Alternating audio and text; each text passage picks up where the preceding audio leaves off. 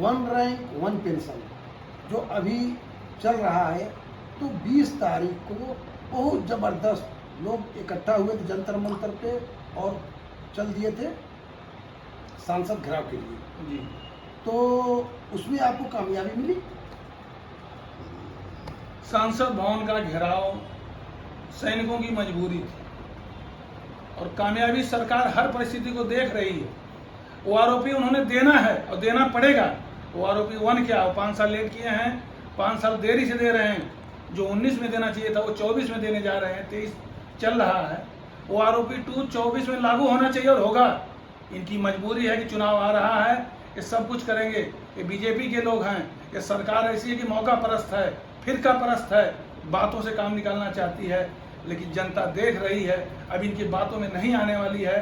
अब सब कुछ जान गई है। 9 साल इनका बीत गया, 10वां साल बीतने वाला है।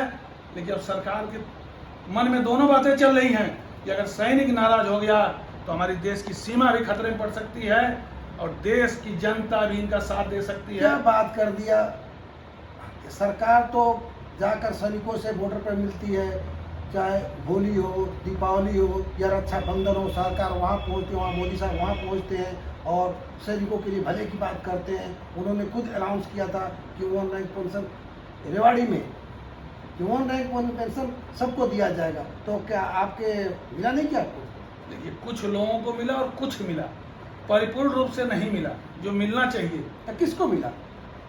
जेसीओ को तो एकदम नहीं मिला, कुछ जवानों को कुछ मिला। हाँ, मिला है तो अफसरों को मिला है।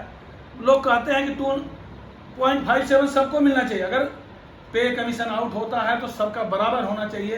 कोई जवान हो, जेसीओ अफसर हो, जिस प्रकार से डीए बढ़ता है उसी तरह से इसका भी आउट होने का एक ही तरीका है कि सबको बराबर मात्रा में दिया जाए।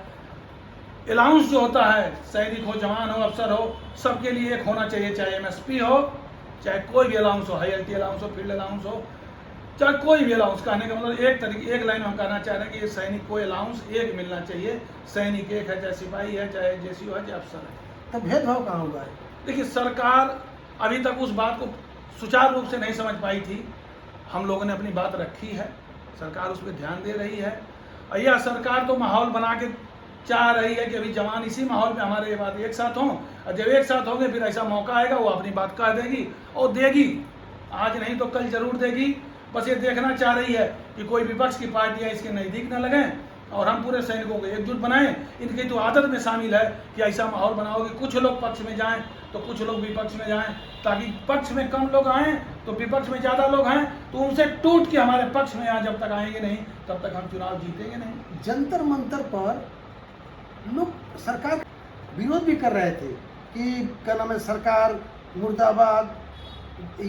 तो फिर क्या अभी अगला आपका जो है सरकार के खिलाफ कोई अगर देती है तो क्या सरकार के खिलाफ रहेंगे या सरकार के पक्ष में रहेंगे?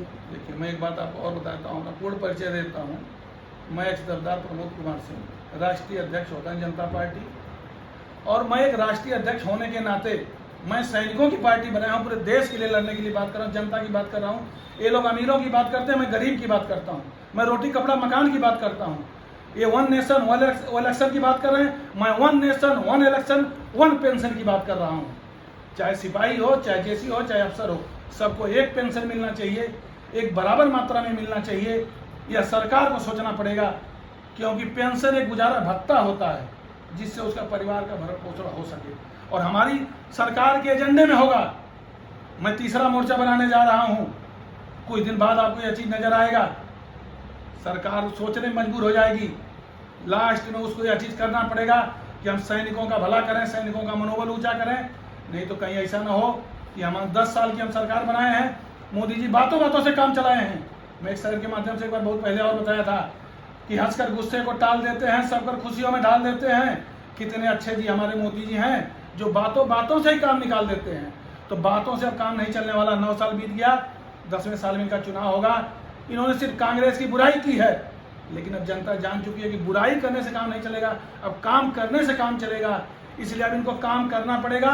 यह अभी एक बहुत बड़ा काम है, सैनिक को खुश रखना। सैनिक को अगर खुश रखेंगे तो पूरा देश सैनिकों का सम्मान करता है, पूरे भारतवासी सम्मान करते हैं, पूरी जनता सम्मान करती है, तो सरकार क्यों नहीं करेगी।